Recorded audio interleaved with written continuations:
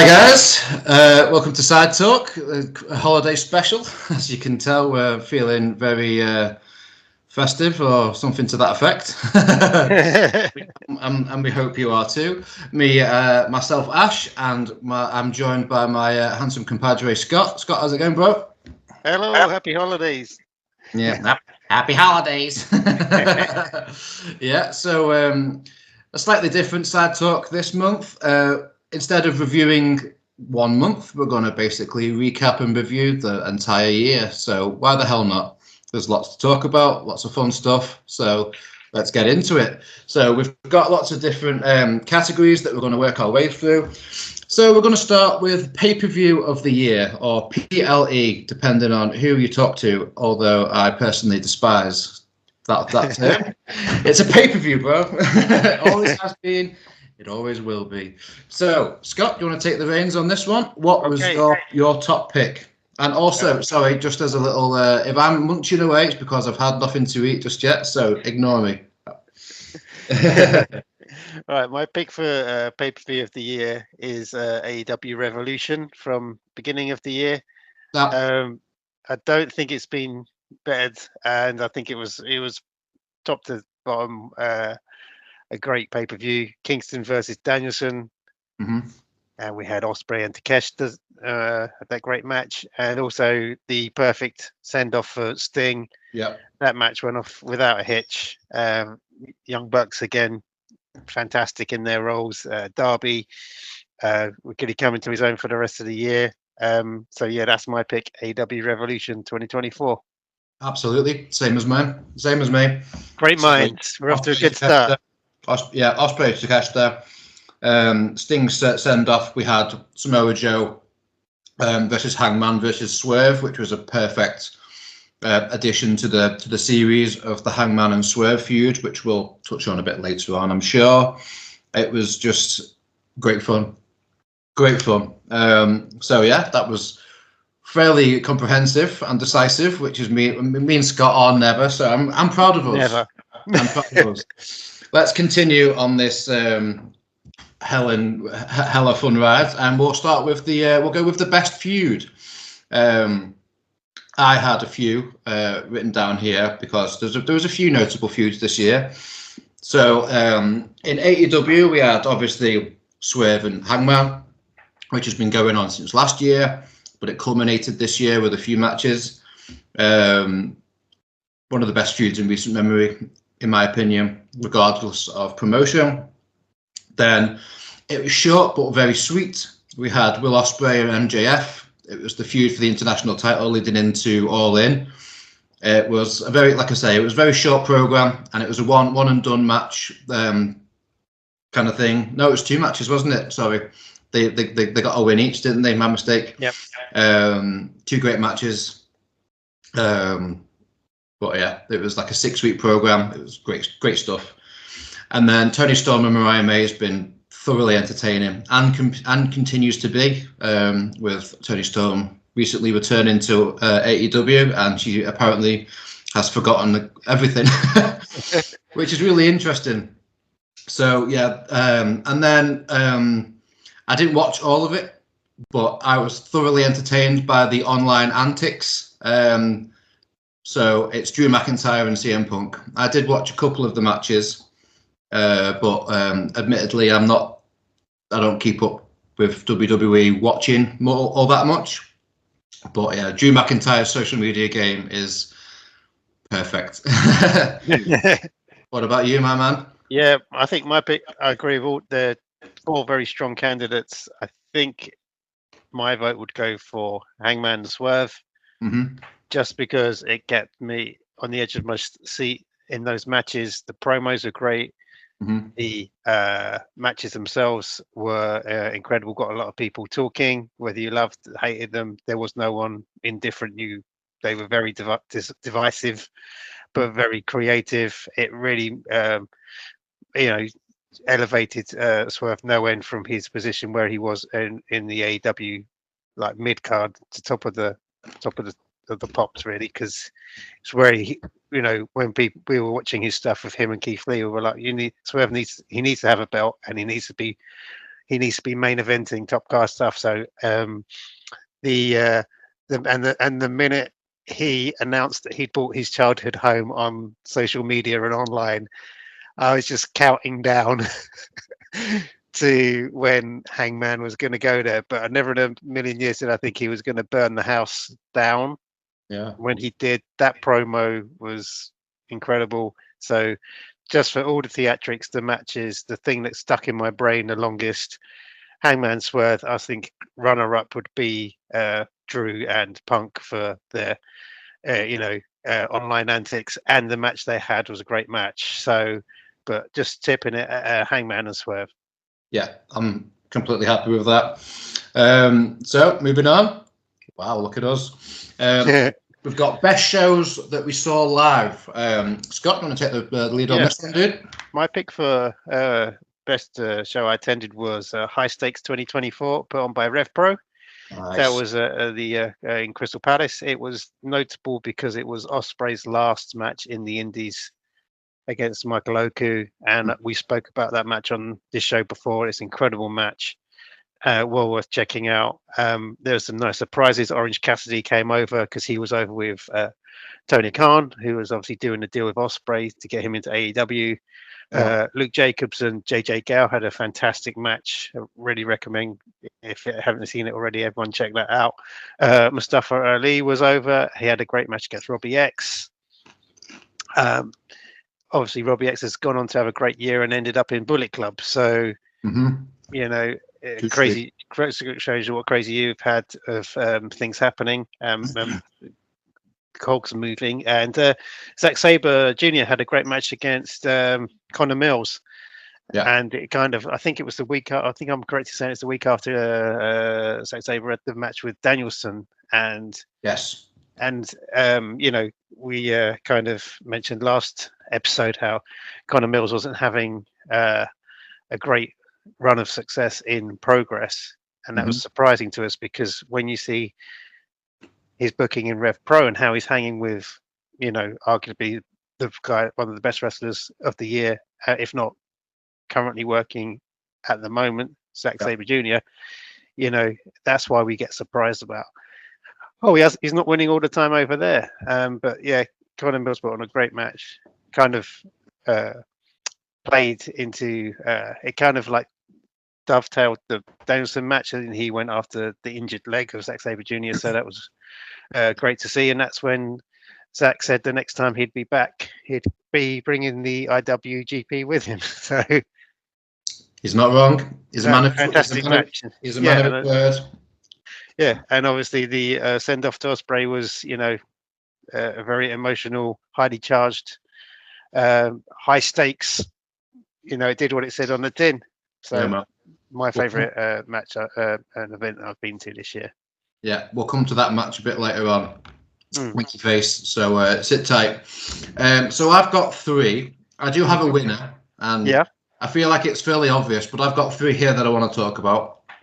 So Tidal Pours Out for Summer was a show that I was lucky enough to go to. We had Spike Trevay win the Tidal Championship from Scotty Rourke in a 25-minute, just fantastic match. I've spoken about this match maybe once or twice on this show, but it remains one of the best matches I've ever seen with my own eyes. And because of the nature of the size of the room, it was right in front of me, so it was felt very, very special indeed. And there was a couple of other matches that I found very notable, but I've not made notes, and I'm an absent-minded fool, so pardon me.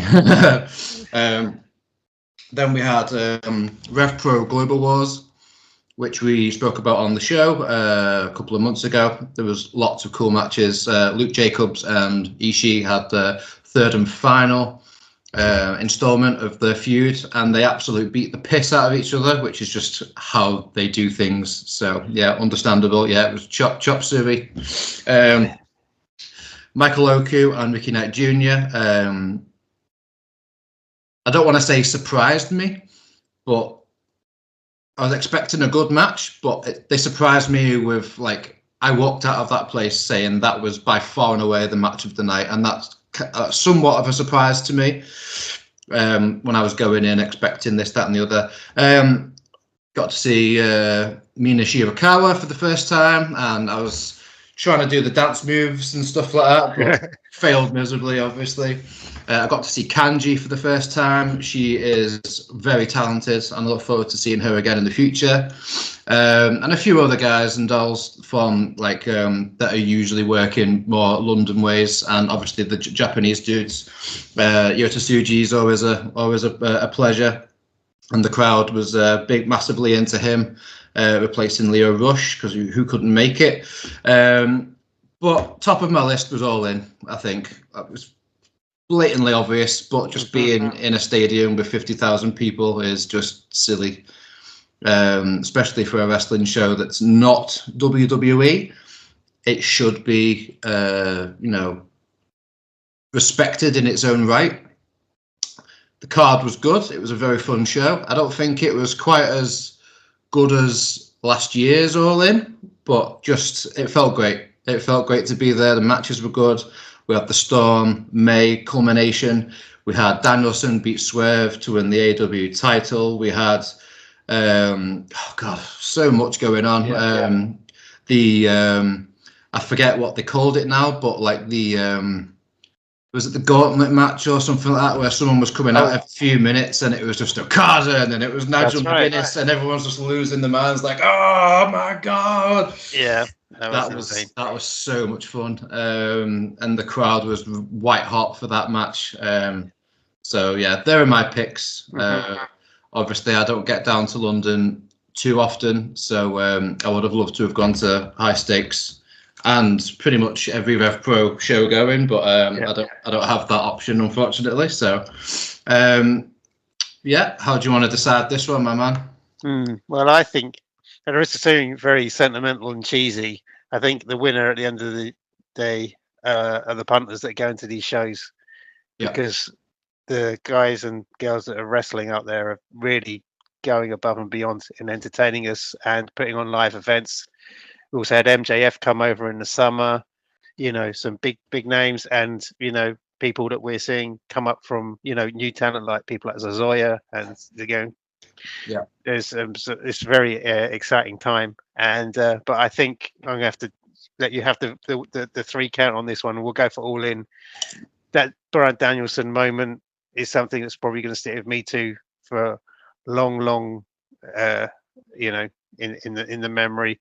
Great experience. The fact that people can knock the shortcomings, as they see it, of AEW, but I think the fact that they do nothing else, they gave us Bryan Danielson coming out to the final countdown, putting on one of the best matches of his career, and the way that guy, I said it before, kind of controls the crowd, gets us involved, and makes that stadium feel like a little, intimate space that we're all kind of completely locked in. I think we'll give the win to All In. So that's our pick for 2024. Plus 50,000 people singing the final countdown was man, chef's kiss. Brilliant. Absolutely brilliant. So that leads us on to best independent wrestler, which is an interesting one. I've got 3 written down here. One you could probably not count, kinda speaking, but the 2 I've got written down here are Spike Trivet. He is the most complete wrestler on the independents, in my opinion. He's got it all. He's got the character, got the charisma. He's eloquent. He's well spoken. The music's great. The character's great. The moveset's brilliant. Everything, the psychology's down. Everything means something in the ring. It's always leading to the next thing. His finish is great. Spike Trivet is my pick. And then another guy that I've spoken about at length on this show that a lot of people down south haven't had a chance to see just yet, but I'm sure his time is coming. It's Vucic, the Czech Terminator. I think 2025 should hopefully be a very fruitful year for him. He's ready. He's 3 years into his career, and he is ready to go to Rev Pro and Progress and beyond. In my opinion, he's the next big thing I expect on the British Indies. He just is. Trying not to be biased, but I just honestly feel like he is the Mad Notes, and he's got a way about him, a look about him. His moveset's great, puts on great matches. Doesn't talk much, but doesn't need to talk. Does his talking in the ring. Great fun. And the last guy, it's Matt Cardona, because he just is absolutely fantastic. But like I say, you kind of don't have to include him in this, because you almost see him as like a top level signed superstar, don't you? Even though he's not, so kind of thing. So I'm going to go from my pick. I'm going to go with Spike. What did you have noted down, my man? Well, I would say even though he dropped a lot of belts this year and looked like he was on his way out of indie wrestling, Michael Oku's every match I've seen him in, again, same as last year and the year before that, absolute class. Yeah. And then I was thinking, Luke Jacobs has had very rare kind of accolades of being both champ at Rev Pro and Progress, and seeing him come on, and like you say, that match where you saw him versus Ishii.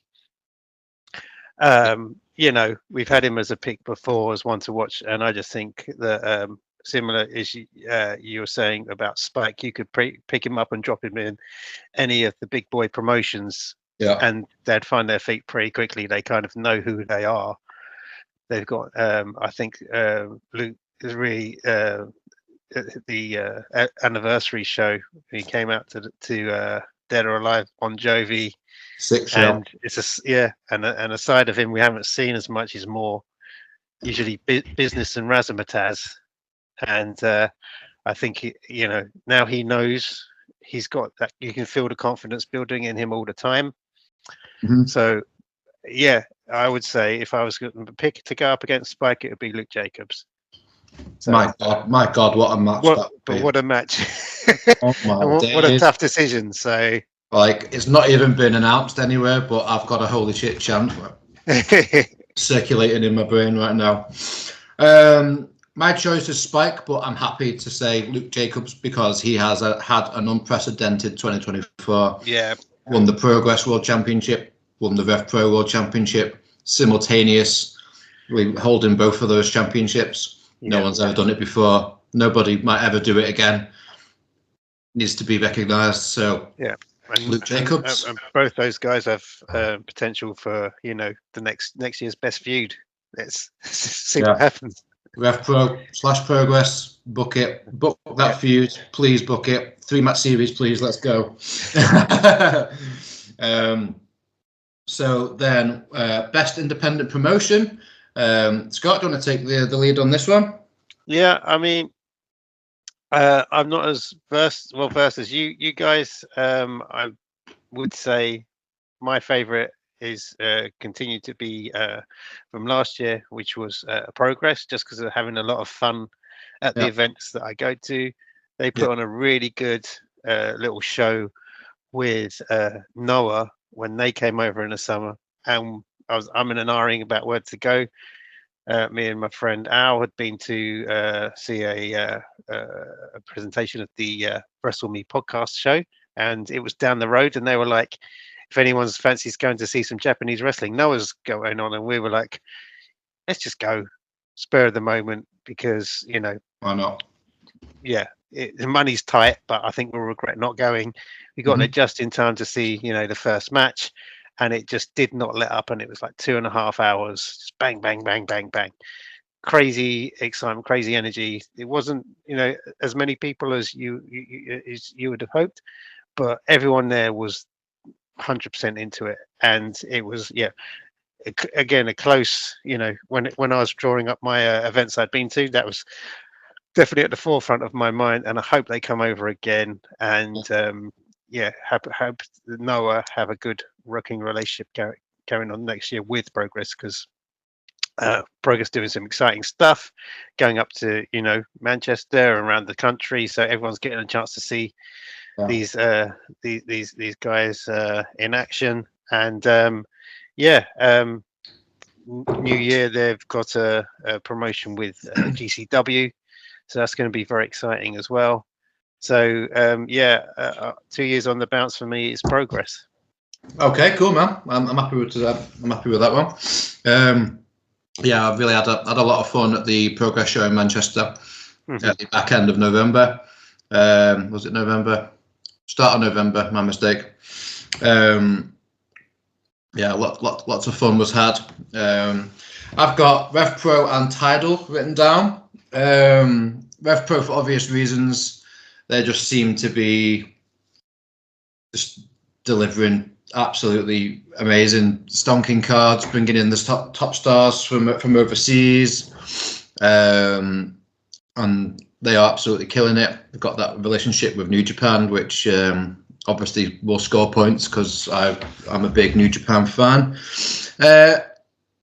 I'll be a bit biased. I'll try not to be biased because we are very close with Tidal, but for the size of Tidal. So this is like the second incarnation of Tidal. Tidal used to be a little larger, I think it's fair to say, back in the day. But then it changed hands, and the current owner, Taj, runs out of Huddersfield, whereas it used to run out of Leeds back in the day. It's a tiny little room in the parish. You could probably get 100 people in it at the absolute maximum. Yeah, they are still booking Spectre, Mark Andrews, Joseph Connors, the mind forgets, Nathan Cruz, just some of the absolute best in the country. Lana Austin, who my little girl got this hat off at the last Tidal show, seeing as she's come up in conversation. And then obviously we're getting to see some future stars like Miles Kamen and Natalie Sykes got to make their Progress debut at that Manchester show that I just mentioned. We get to see them at Tidal. You've got Vusic, as I've mentioned. It's a stellar little roster that they've got going.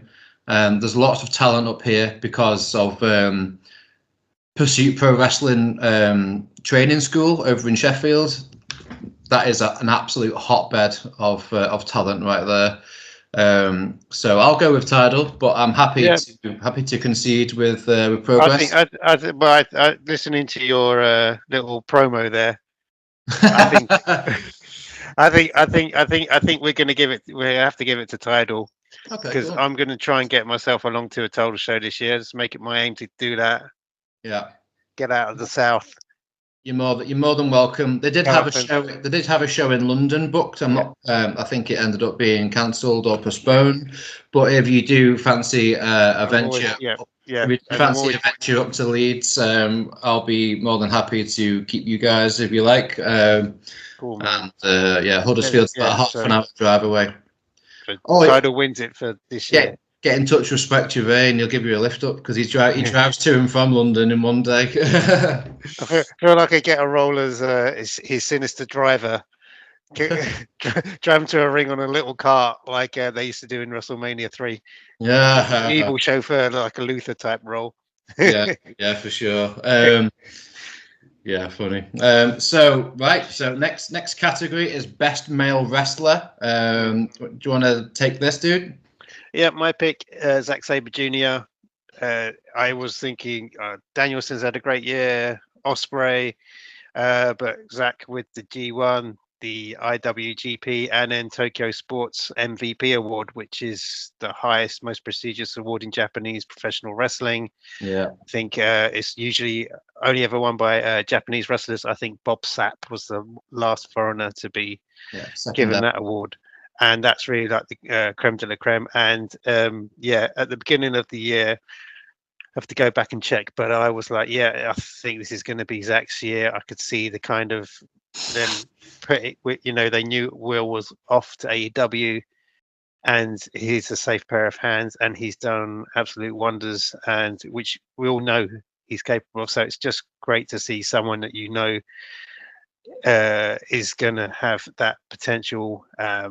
TMDK have become like the hottest stable, I think, in New Japan, and it's just great to see. Yeah, it's great to see, and it's kind of like after we at the beginning of the year started a bit on shaky ground with the results coming out over Wrestle Kingdom. We were like, what's going on here? And Matt Riddle turning up and things like that. We were like, let's hope this ship steadies and we see the rest of the year out if like some in good health. And I think New Japan is really doing well at the moment, and Zack is a great ambassador for them. So I would say Zack Sabre Jr. is my pick. Yes, absolutely. So I had Konosuke Takeshita, Will Ospreay, and Zack Sabre Jr. all written down, and I'm more than happy for it to be Zack Sabre Jr. because, like, all three of those guys have had phenomenal years, but I think Zack, for all the things that you just said, has come out on top for sure. And Techers, all about the Techers. So yeah, congratulations. I'm sure he's going to see this, but congratulations. Yeah, I mean, it's lucky we don't have an award to give out because there can't be much space left on the mantelpiece. So just have to take the kudos, I'm afraid. The prestigious opinion of two schmucks on the internet. So best female wrestler.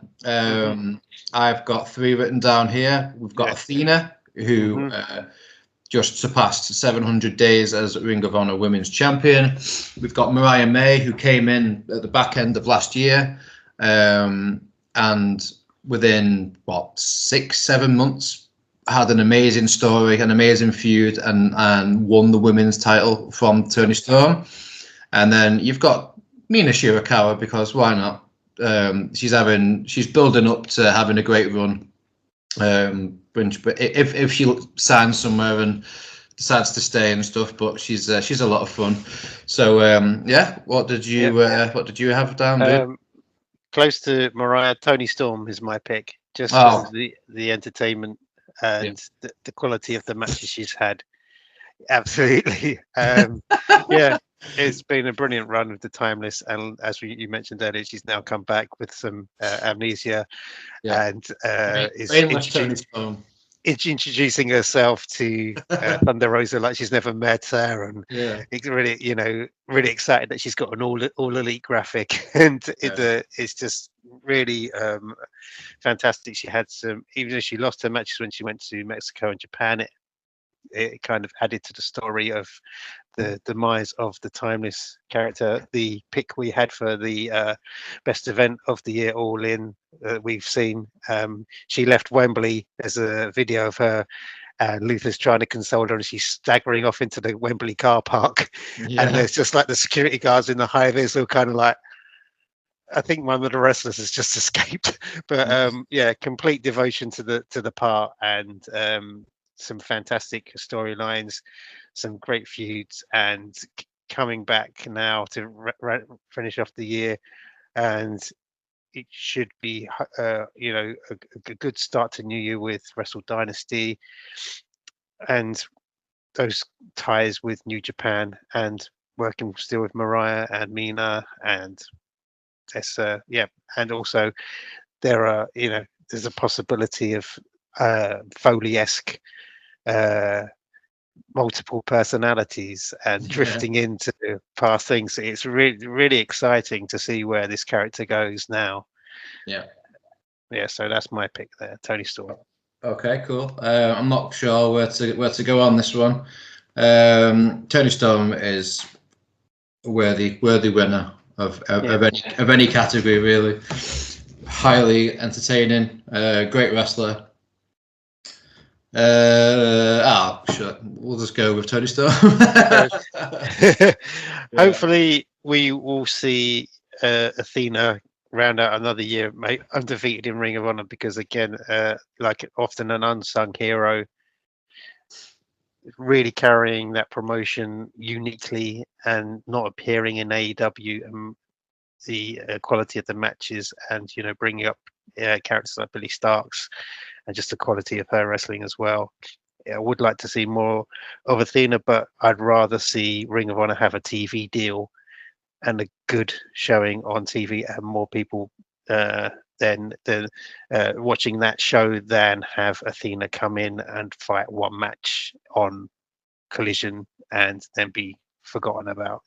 I think the strength of the roster in AEW's women's division has got the strength now to have more wrestlers in Ring of Honor, and hopefully 2025 will see a TV deal. With the loss of Rampage, there is now room, I think, for another TV show, and Ring of Honor on TV would be a good thing. Yeah, 100%. Yeah, definitely. So that leads us to best tag team. I've got 3 written down here. It's not been the best year for tag team wrestling, it must be said. It's been a funny year, isn't it? Probably the most, not, I think lackluster's too strong a word, but just less prominent than all the other divisions. But I have got down GYV, Grizzled Young Veterans. They won the Rev Pro Tag Team titles. They won the New Japan Strong Tag Team titles, which they just lost last weekend. They're in and out of AEW. They're here, there, and everywhere. They started up their new promotion in England, Burning Heart, which I went to in Liverpool.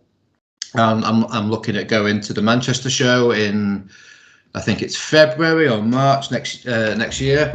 So then we've got TMDK, Mikey Nichols and Shane Haste. They were double tag team champs very recently. IWGP junior tag team champions. And was it the Strong or the actual tag team titles? I think it was the Strong, wasn't it? The Strong ones, right? Yes. So they were won a lot this year. Yeah, they were double champs for a little while, which is super cool. And again, great to have them get their flowers, because TMDK all day, baby. And for the big win over the Young Bucks, Private Party, winning the AEW tag team titles is not something to be sniffed at. And it seems like they were handpicked by the Bucks to dethrone them and become the champs, which that is something that any team would be privileged to be handpicked by the best tag team of the current generation, I guess. Or however you see the Bucks, they just are one of the goats. They just are. So what did you it's been a funny one. We've had some very strong years, and if you expand like the scope to WWE, like the Usos haven't been together for a lot of the year. Motor City Machine Guns came in, won the belts, lost the belts. It's kind of not got off to the hottest of starts. There's plenty of time, and they're one of the best teams of all time, so no doubt they'll find their feet there. It's just that hasn't really caught fire like maybe we thought it would. Mm-hmm. I think the guys you've put forward, they're all strong contenders. My pick is the youngest men alive, the Outrunners. Yeah, of course. You son of a bitch. I've missed the trick there. Just because they make me howl with laughter. Their jinx of when they came in and not being able to beat people in a handicap match when they were the ones with the advantage. Their bromance with FTR, the little vignettes they do, the 80s style, sucker for that. Gives you all the nostalgia feels. When they come to the ring and it goes to a 4-3 window. I mean, absolutely nothing to do with, a lot of our other picks have been on, they've won these belts and they've done this. And these guys are just, making wrestling fun. And I think entertainment factor. They're just pure entertainment. You'd be hard pushed to dislike the Outrunners. Yeah. And I think they are going to go and have a fantastic 2025. And let's, and I just love the presentation, and hopefully we'll see them over in the UK soon. The youngest man alive. It's Yeah, so I was making notes of all the categories and who I want to like mention and stuff like that. I thought I'd filled it out the other day, and I realized this morning that I had not. So I kind of like panic stations, racked my brain, and wrote down the first things that I could think of. And I feel terrible for not including the outrunners, but thank you for bringing that to me. So yeah, I'm more than happy to go with the outrunners. Hot tag to the outrunners from out of nowhere. Spinning to winning.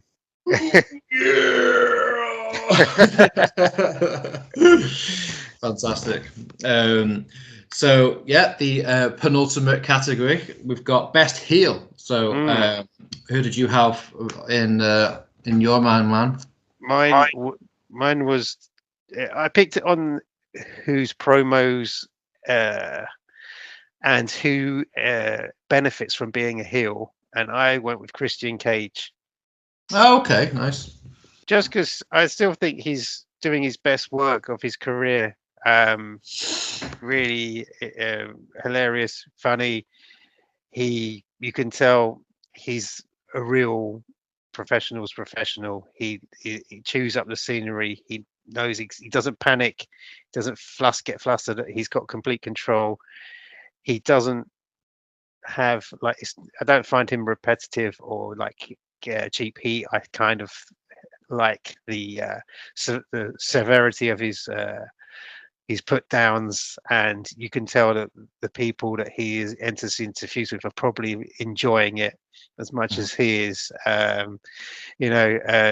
Things when we went to Alden, we thought the Luchasaurus turn was coming. It didn't work out that way. It's kind of the storyline has gone on with him having the contract and get well soon Luchasaurus. And he's continued the patriarchy with his sons Nick Wayne and now Kip Sabian and Mother Wayne. And yeah, it's just, if I'm on my phone and I'm watching AEW, I'll always stop to get off the phone and watch what Christian says, because he just commands the attention. When he was at All In and he did the sprint down the side of the ramp and he ran the length of the Wembley pitch, which was hilarious, and they kind of missed it on the TV, but when he legged it only to come back later, it was absolutely fantastic. And yeah, it's just very funny, very creative, and he's one of those characters that you always believe the motivation. One of my other favorite heels is obviously MJF, but I just feel in this feud with Adam Cole, I need to believe it, and they're kind of leaning into it a bit now that they're probably listening to internet nerds like us. It doesn't make sense, but it just doesn't. And sometimes it's just the timing. But the patriarch Christian gets my vote. That's a very cool shout. I do enjoy Christian Cage very much, but he did not cross my mind. I could not get Hangman Page setting fire to Swerve's house out of my mind. And the image of him sat in the armchair just drinking whiskey as the house is just ablaze with like cans of petrol just at his feet. It's just fucking fantastic. Iconic, yeah. Literally iconic. It is an image that will last like for a long time. So I could get, and obviously there was like comedy moments because he just kept losing. His facial expressions, like where he runs out, and I think he distracts Swerve, and then he's lying on the floor like next to the it's looking guilty of sin, but having like a just deranged look on his face. Like he plays it so well, and the character of him just losing more and more is just fantastic. And I think you might have won this because I think he's the only wrestler I can think of in like kind of like weekly television who is using the syringe as a weapon. Yeah. That was like, oh my gosh. Yeah, for sure. The other person I had written down as well, again for pure internet social media factor, was Drew McIntyre, because like he has won the internet so many times this year. like he creases me, and I was laughing at something that you posted earlier. It was like a picture of him like flexing, and it was just like unlike what was Craven, Craven the Hunter. I yeah, will not suck. unlike Craven the Hunter, I won't absolutely suck. Yeah, he had that photo taken with Jungle Boy. I mean, the Scapegoat. Yeah, as well. of course, yeah, of course. It was, and then the meme that he put up of CM Punk's main event, and it's the guy like doing that at the funeral. That was the start of it, really, wasn't it? Yeah. So, my gosh, it's tough. It's a tough three-way face-off now. Yeah, I was thinking, Hangman's probably edged it, but I think he's already won the feud award, so I think Drew is a good pick. Yeah, let's go with it. Let's go with Drew. Let's go with Drew, but that's not to say that Christian Cage and Hangman Page have not undeserving, both absolutely tremendous. But yeah, Drew absolutely owns the internet, and it's and I think the beauty of this, I think also he said today, I don't give a fuck what anyone on the internet thinks. So the fact that we've just given him that award is yeah, very cool. And so we have made it to our last category, which is best matches, which I'm sure will take quite a lot more time to get through than every other category. I've got 1, 2, 3, 4, 5, 6, 7 written down here. All right, you go. I've got mine picked out. So let's see which one matches up, if any of them do. Okay, cool. So I went with Swerve and Hangman, the lights out cage match from All Out. Just holy shit. Yeah. That's all I can say about that match. Just holy shit. Then we've got Swerve versus Bryan Danielson at All In. Was there in person. Watched it back on the TV later on. That was a great match. And the moment, lots of false finishes and just like wow moments, and then the payoff at the end was just unreal. I've never felt emotion in a stadium like it. Then Swerve Strickland versus Will Ospreay at Forbidden Door, just two of the best doing what they do. Absolutely killed it. We've got Will Ospreay versus Michael Oku at Rev Pro High Stakes. Just went for what, like, was it 55 minutes or something? Yeah, it just flew by. Insane.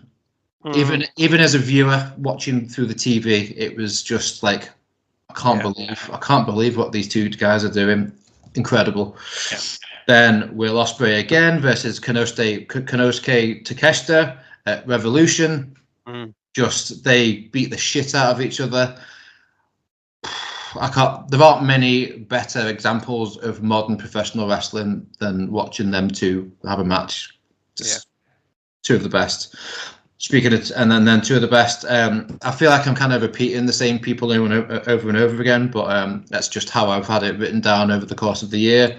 Will Ospreay versus Bryan Danielson at AEW Dynasty was just fantastic. Like the new gen versus the old gen kind of style. Yeah. I thought that was the torch being passed over. Very cool. And a match I've mentioned earlier in the episode, and a match I've mentioned in previous episodes. It's Scotty Rourke versus Spike Trevay for the title championship back at Tidal Pause Out for Summer, which I think was in like June or July. So yeah, there are my 7. Do you have any of the same ones? Yeah, the one I had written down, and my runner-up I would say would be Ospreay versus Oku. Yeah.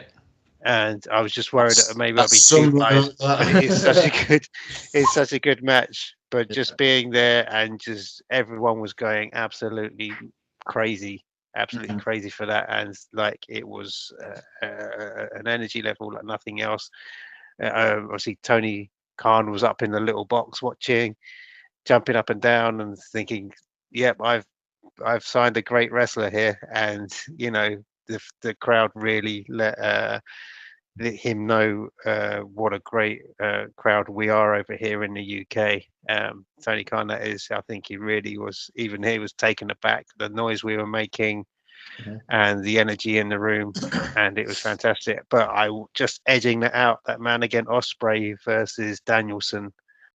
I think that's just given the retirement of from full time from Danielson, and he had so many great matches. And and looking at the extended list, Danielson's had incredible match after incredible match, and Osprey has as well. So the way I kind of worked out a little bit mathematically was both those guys have had match of the year contenders. So the match of the year must be the one where they face themselves, each other. Yeah, for sure. I'm down with that. Completely down with that. It's so just looking at my note here again, and there's 4 matches with Will Ospreay in it. That tells you something. There's 2 with Swerve, 2 with Bryan Danielson. I probably could have gone for more there, but yeah, it's just like as the best pure wrestling goes, with that story added in, with into the action, with a story coming in from it as well, but mostly told in the ring. It's there's no one's better than Bryan Danielson, no one, and Will Ospreay is coming very close, I think. Yeah, but still has a lot more gas left in the tank. Although with his wrestling style, who knows? Yeah. So cool. So what should we go for? Number 1 then? What you just said? Osprey Danielson. Yeah, I'm down for that. Yeah. Cool. So we've got our winners. Do you want me to go through what we've picked so far? Yeah, go for it, man. So pay-per-view of the year winner is AEW Revolution. Feud, I think we're for Hangman versus Swerve. Show we went to see and then we enjoyed the most was All In. We're going with Independent Wrestler of the Year, Luke Jacobs. Promotion title. So well done to everyone there. Best Wrestler Male, Zack Sabre Jr. Females, Tony Storm. And tag team, a late entry from the Outrunners, catching us all off guard as only they can. Drew McIntyre is for his fantastic heel work. Long may it continue. And Osprey versus Danielson for just being an outstanding match in a year of very outstanding matches. Yes, very much so. Across a lot of promotions. So there's a lot of amazing pro wrestling to watch everywhere you look, basically. So pick your poison and hook it into your veins and get locked in. So yeah, we've managed to box all that off within 50 minutes. So wow, pretty good going. Should we just chat for a bit about like our favorite moments of the year that come to mind? I've got nothing written down, but like, should we say Sting's retirement? Yeah, that whole match was a work of art. Sting going out on a win was, that's very rare that happens, but that happened. Then, as we've mentioned earlier, we've got Danielson winning the title at All in Wembley. I guess you could probably go with the opposite end of that. Danielson losing the title and being murdered by the now known as the Death Riders, and kind of sent into semi-retirement. Just trying to think of some other moments that have been really cool. I mean, I think overall had a really good year. New Japan's had a great year. Noah coming over have had a great year. He was talking about all the indie promotions. There's just so much talent out there. Every week you can pretty much go and see some top class wrestling, and we always urge people, if they can afford and if they've got the time, because we're all busy and we're all broke, just get out there and support your local wrestling, because that will be some of the best moments you'll carry with you for the year.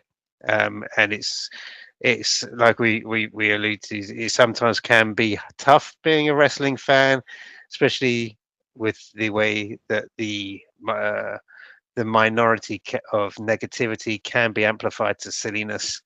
If you don't want to really give any oxygen to, we know who the individuals are that come and spout their bile and nonsense, and just doing it for clicks and money, and it's just, oh, okay, get over it. We're all having a lot of fun.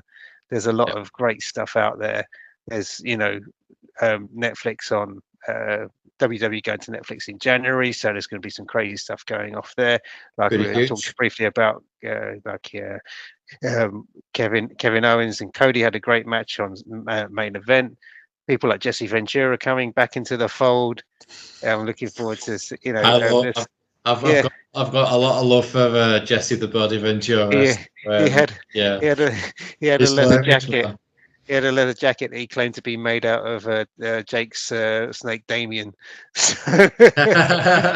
It's just, and my guys here, I just love that era, that kind of presentation, that kind of humor, which I like. It's kind of finding its way back in, like, for obvious reasons. I think WWE had a bit of a weird sense of humor for a long time, but now it's kind of like getting back to, embracing what made it fun from when I was, a young lad watching it. And AEW going to Japan early in January for next year. Got a show I'm going to be checking out tomorrow, Riot Cabaret. I've not been to one of their shows yet before, so that's very exciting. Cool. I hope to be doing some more of their shows and reviewing them on the show with in 2025, and Uprising to end out the year. So there's still lots of surprises and swerves to come before the end of the year. Yeah, looking forward to all of those. And 2024 just kind of, I don't know about you, but it just kind of, is that it? It flew by. Are we there already? 2024, the sequel, 2025. Yeah. So 2025, let's see what's going to happen. Let's hope we're all safe and happy, and we can continue to watch wrestling, enjoy wrestling, support wrestling where we can, and have another great year of pay-per-views, live events, feuds, heels, and all the things we talked about in the show, really. Yeah, for sure. I mean, we've got Forbidden Door coming up in London next year, which I'm absolutely stoked about. I can't wait for that to happen. For tickets to go on sale and to secure my participation. We've got, as you mentioned earlier, the WWE going to Netflix is fairly huge, though they are leaving behind most of the library, which I'm finding completely bewildering. That's not so good, huh? It's weird, man. So much history, so many moments, stars, matches, WrestleManias, just like, just gone. Where's it all going to go and live? It's just really strange. So hopefully that's not going to be the case. You've got AEW going to HBO Max. It's still going to stream on Triller for English people that watch it. And DAZN people from Europe, I think. I'm not sure if that's the case. But yeah, stateside, it's going to HBO, which is pretty big. It's only going to be good for the product. A more mainstream, more extreme mainstream exposure. There's lots to look forward to. Should we call it a day there, dude? I think that's a good place to end it. Yeah. Anything else to add? Lots to look forward to. Yeah, there's we'll be back at the back end of January, and we'll be catching up on a few shows that we'll have been to. The show that RevPro show that Scott just mentioned there. I'll be going to a Tidal double show and hopefully a True Grit show also. So should be plenty for us to talk about. And then, of course, like I've just said, about the debuts of the two biggest companies moving home, essentially. Yeah. And what happens there. So, if you have watched this entire show and are still with us now, 55 near minutes in, thank you very much. You are a legend. If you want to follow us on the socials, you can follow myself at Metal X Wrestling, all one word. And Scott, fire away. Where can we find you, dude? Scenes of Graphite Horror. It's wrestling art, and you'll find me there. Yeah, definitely. If you're into death metal and wrestling, that's me. If you're into like horror and wrestling, that's him. What a Yeah, wholesome mix. yeah, pretty much. If you're new to the channel as well, don't forget to like and subscribe. It means an awful lot to the channel. And yeah, so from me and Scott and Bobby the Brain and Gorilla Monsoon and Scott's cats, who are probably in shot but blocked They're out by around. this background. They're behaving. And from Nick as well, who is the main man with Work the Left Side. Wish you all a very, very Crimbus. Merry Christmas! And yeah, we'll see you all next year. You guys take care. All the best and peace, love, and